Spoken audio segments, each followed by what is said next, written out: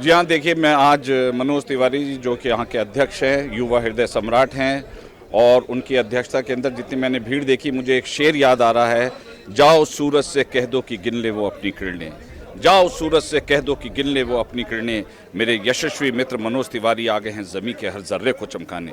जी हाँ, मैं इसलिए भी आया हूँ कि मुझे नरेंद्र मोदी जी के जो नेतृत्व में जो देश के अंदर राष्ट्रीयता भरी हुई है उनके अंदर, और देश को संचालन करने की जो उनके अंदर अपार शक्ति है, मैं उसको सपोर्ट करने के लिए आया हूं, ताकि मनोज तिवारी और गौतम गंभीर, जो कि मुझे लगता है कि वो राज्यसभा के माध्यम से भी जा सकते थे, उनके अंदर इतनी प्रतिभा है, लेकिन उन्होंने लोकसभा का माध्यम चुना।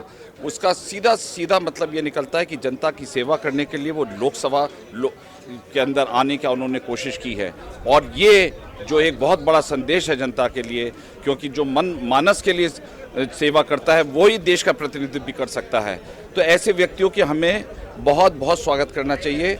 देखा जाए तो मोदी जी की जो टीम है वो एक नवरत्न जैसी है, एक से एक टैलेंटेड लोग, इकोनॉमिस्ट, लॉयर्स, समाजशास्त्री, बुद्धिजीवी, इनका तमाम लोगों का जो समन्वय हुआ है इस भारतीय जनता पार्टी के अंदर, मैं समझता हूं कि देश के पास और कोई चारा नहीं है सिवाय देश को नरेंद्र मोदी जी, जिनके लिए सिर्फ भारत आगे है, भारत पीछे है, भारत दाएं है, भारत बाएं है, भारत ऊपर है। उनका ना तो कोई दत्तक पुत्र है, ना कोई पुत्र है, वो सिर्फ देश के को समर्पण करने के लिए आए हैं। तो मैं इसीलिए यहाँ पर आया हूँ ताकि हमारी भारतीय जनता पार्टी की विजय 23 मई के अंदर पूरे देश के अंदर पताका फैले।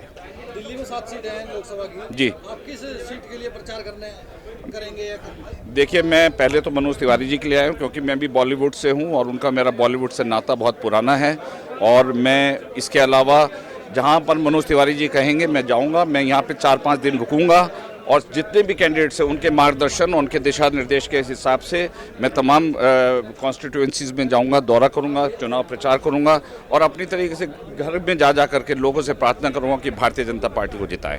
आप तो जानते ही हैं कि केजरीवाल ने कितना झूठ बोला है, झूठ के आधार पर उन्होंने अपनी सरकार बनाई है। उन्होंने बच्चे की कसम खाई थी कि मैं कभी कांग्रेस और बीजेपी के साथ गठबंधन नहीं करूंगा। उन्होंने क्या किया? विरोधाभास से भरी हुई सरकार, उनके पीछे कितने एनजीओज लगे हुए, कितने 4 लाख 5 लाख डॉलर्स का उनको एनजीओ के फोर्ड फाउंडेशन से मिला है, वो उन्होंने पहले मना किया और बाद में स्वीकार किया। तो इस प्रकार की झूठी सरकार के सहारे आप कब तक दिल्ली को संभालेंगे? ना तो उनके अंदर वर्चस्व है, ना नेतागिरी है, और झूठ के वो जिस अन्ना हजारे ने उनको पैदा किया, उसी अन्ना हजारे की पीठ में इन्होंने छुरा भोंका है। तो ये किस प्रकार की नैतिकता की बातें करते हैं? ये मैं कहता हूँ टोटल ढकोसला है। मैं देश के लोगों से यही कहना चाहता हूँ, दिल्ली वासियों से, कि ये केजरीवाल जी जो है वो इस दिल्ली को नर्क बना के छोड़ेंगे। अभी भी टाइम है, सुधर जाइए। ये ऐसा है कि वादा है पार लगाने का और साजिश है नाव डुबोने की।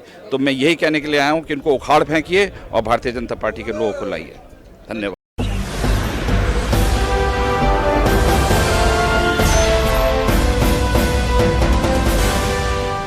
सब्सक्राइब करें।